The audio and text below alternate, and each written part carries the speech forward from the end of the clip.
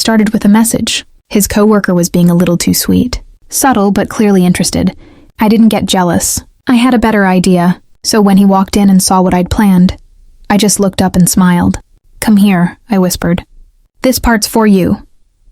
Before we begin, if you're a regular here, don't forget to like the video and hit subscribe. And if you're new to the channel, welcome. You're in for something special. Let's begin. He was already clutching at the sheets when I dropped down again, lips tracing the trail I knew drove him wild. I loved watching his chest rise, hearing the way his breath caught in his throat. It made me hungrier. Every sigh, every twitch, every reaction was mine. I knew what he liked. I knew how to hold him there, right on the edge, just long enough to make him lose control. By the time I climbed back on top of him, his eyes were glassy, his hands roaming my hips like he couldn't decide whether to hold on or let go. He didn't have toe choose. I made the decision for both of us. And when he finally gave in, pulling me closer, whispering my name like a playa, I smiled. Afterwards, we collapsed into a tangle of breath and skin. The sheets kicked to the floor. "You're unreal," he murmured, still catching his breath. That might have been the best ever. I leaned over him, kissed Hushest, and grinned. "You say that every time." "Well," he smirked. "You keep proving me right." I pushed up on one elbow and reached for his phone on the nightstand. "Actually, there's something I want to show you. I saw this move the other night. I think you'll like it." I unlocked the screen, but before I could pull up the video, a notification lit up. "Sophie, you were so funny today. It's where you always make my day better." I paused. "Sophie." I clicked the thread, curiosity taking over. Her messages weren't explicit. Nothing anyone could call out directly. But the tone, the timing, the emojis, the way she constantly complimented him, there was no mistaking it. She wasn't just friendly. She was interested. And what surprised me most was him. He wasn't flirting back. Not really. But he wasn't stopping it either. He seemed amused, flattered, and maybe, just maybe, he liked the attention. "You know she's flirting with you, right?" I said, scrolling through the thread. He glanced over, still catching his breath. "Who is Sophie from work?" I turned the screen so he could see. "You always make my day better. Come on." He squinted at the phone. "That's just Sophie being nice." I smirked. "Really? Is it normal for her to say you light up her afternoons and send winky faces?" He laughed. "I guess I never thought about it like that." "She's not exactly subtle," I said, leaning over him again. "And you're not exactly stopping her." "I didn't think it meant anything," he said, still smiling. "It's kind of flattering, I guess." I leaned in close, my voice dropping. "Oh, you like being the office crush." His eyes widened, caught between guilt and amusement. "What?" "No, I mean maybe a little." I grinned, dragging my fingers down his chest. "Don't worry, babe, I get it. I'd flirt with you too." "You do?" he said, grinning. I kissed him softly, then whispered, "And now I'm going to show you something even better." He raised an eyebrow. "Better than what we just did?" Didn't answer. I just slid lower down his body, slower this time, keeping eye contact as I moved between his thighs. He looked stunned, curious, eager, a little nervous. I tilted my head and said, "I want to try what I saw. Let me handle it." The next morning, I woke up alone. My husband had left early to meet a client. He wouldn't be at the office, Sophie would. I lay in bed a little longer thinking about those texts, the emojis, the way she leaned into every message. I could picture her laughing too hard at his jokes, brushing his arm, looking for excuses to talk to him. And I wasn't jealous. I was curious. He had no idea what she wanted, but I did. And I also knew what he would want, what he'd never admit out loud, but would lose his mind if it actually happened. And me, I'd be lying if I said I hadn't wondered. So I picked up my phone and sent the message. "Hey, any chance you're free this afternoon? Just want to talk? Nothing bad." She replied fast. Sure, is everything okay?" "Totally. Bring coffee and a good excuse to leave work early." I didn't have to wait long. She knocked about half an hour later, coffee in hand and nerves all over her face. "Hi," she said. "Hi," I smiled. "Comin'." She stepped inside, cautious. "You're prettier than I remembered," I sighed as she set the drinks down. "Oh, thanks. Don't be shy." "I get it." "Get what?" "The texts," I said, "the way you talk to him." She froze. "I didn't mean anything by I'm not mad," I said calmly at all. She stared at me, confused. "I just think," I added, stepping closer, "if you're going to flirt with him, you should do it properly." She blinked. "What does that mean?" "It means," I said, brushing her hair back, "I have a proposition." Then I kissed her. Software, intentional, unapologetic. When I pulled away, she didn't move, which meant I was right. Her lips parted, breath shallow, eyes locked on mine, like she wasn't sure if she was dreaming or just hadn't woken up yet. I brushed my hand down her arm. "You're okay," I said gently. "You don't have to do anything," she swallowed. "But you kissed me." I nodded. And I meant it. Her gaze searched mine for something, doubt, permission, maybe both. I leaned in and kissed her again. This time she didn't hesitate. I felt her body soften into mine, her hand drifting to my waist. When I eased her shirt upward, she raised her arms without a word. Her skin was warm, and the delicate bra beneath made me wonder if she'd worn it just in case. I didn't ask. I lifted the shirt over her head, fingers grazing her back as the fabric slipped free. Her bra followed, then the rest, one layer at a time, until she was stretched out, nothing left between us. I took my time. My lips moved over her collarbone, then down to her chest, tracing slow lines along her ribs, her stomach, and the soft inside of her thigh. Her breathing quickened with every inch, fingers straightening slightly against the sheets. When I moved lower, right where she needed me, she was already trembling. He didn't rush. I simply listened to her breathing, her shifting, the quiet sounds. She couldn't hold in. Her hips lifted slightly as I learned exactly what made her breathe like that. Her back tensed, her hands gripped the bedding, and then she let go quietly, completely, every part of her giving in at once. I stayed there a moment, resting my head near her hip, as she gently tangled her fingers in my hair. "That was," she whispered, breath uneven. "I know," I murmured. "Just breathe."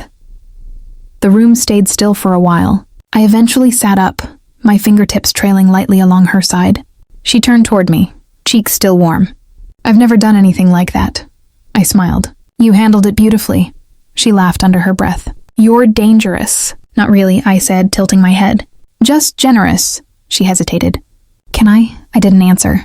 I just leaned back and let my straps slide off my shoulders. She understood. Her touch started light, exploring my collarbone, my waist, following the shape of me like she was learning something she wasn't supposed to know. She kissed me again, slower this time, more certain. Then she slipped my top the rest of the way off and let her hands roam, taking her time as if memorizing every detail. I laid back, watching her, letting her explore. When she reached my stomach, she paused. I gave her a nod. She kissed just below my navel, then followed the line downward with her lips. I felt the warm brush of her breath and then her.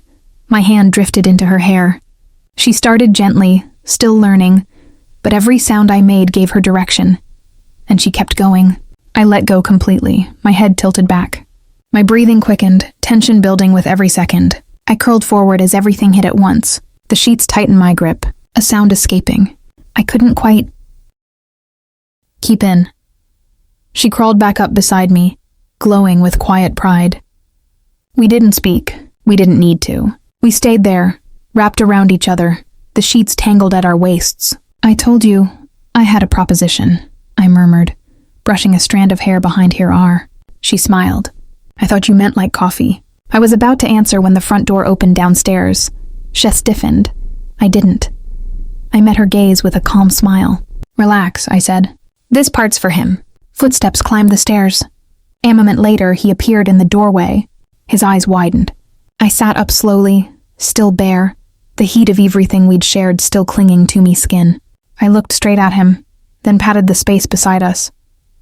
"Come here, baby," I said softly. "You're going to love it this." He stood in the doorway like he'd walked into a dream and wasn't sure he was supposed to be there. I walked to him slow and bare, the warmth of Sophie's mouth still humming under my skin. I didn't speak. I just kissed him, soft, sure, inviting. He didn't move at first, but when I unbuttoned his shirt and pushed it from his shoulders, he let it fall. When I knelt to undo his belt, he breathed in sharply. And when Istud took his hand and led him to the bed, he followed, wide-eyed and silent. Sophie was already lying back, hair tousled, watching him with a mixture of curiosity and nerves. I looked at her. "Help me," I said. She nodded and moved toward him. I kissed his neck as she lowered herself slowly. He gasped the moment she reached him, his hands grabbing the sheets, his chest lifting beneath my touch. "It's okay," I whispered in his ear. "Let us take care of you." His body twitched under her, breath catching in his throat. He looked at me stunned. I kissed him again, deeper this time, steadying him as she continued. His hand found my back. It stroked his hair and whispered, "You're doing so well." His head tilted back. He moaned softly, breath broken and helpless. Sophie looked up. Her lips were wet, her eyes wide. I smiled. "No, it's your turn." "Lie back," I said gently. Sophie stretched out across the bed, breath shallow, legs parting just enough. She looked up at him, uncertain. "He's nervous," I told her. "So are you. But you both want this." It turned to him, reached for his hand, and whispered, "She wants you. Go to her." He nodded slowly, climbing over her with deliberate care. She reached up as he settled above her, her hands trembling slightly. I knelt beside them and ran my hand along his back. "Take your time," I whispered. She reached for him and their bodies met. He froze. I leaned in close.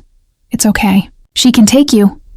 His hips seized forward and Sophie moaned, fingers steightening at his sides. "She's more than ready for you," I whispered into his shoulder. "See how she holds you?" He began to move slow and steady, and Sophie gasped beneath him. I climbed over her carefully, one knee at a time, positioning myself just above her mouth. He paused to adjust, making room for me. And then her lips began to move, and I felt her. I gasped, dropping my hands to his chest as he thrust deeper, and I leaned in to kiss him, our mouths meeting just above the tension building between us.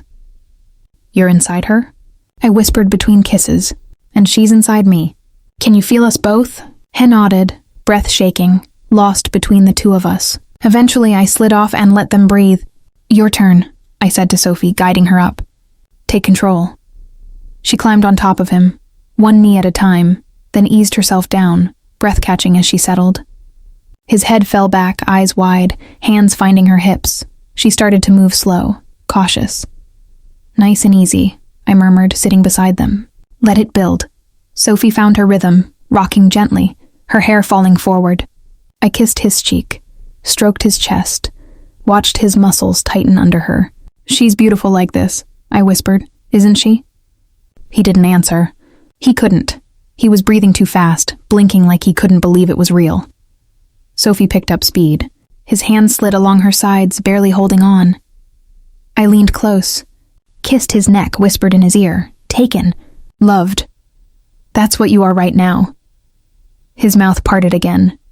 Sophie gasped above him, her breath matching his. I watched them both, his jaw clenching, her body rising and lowering in perfect rhythm. I saw it building. His hands tightened around her waist. His breath caught.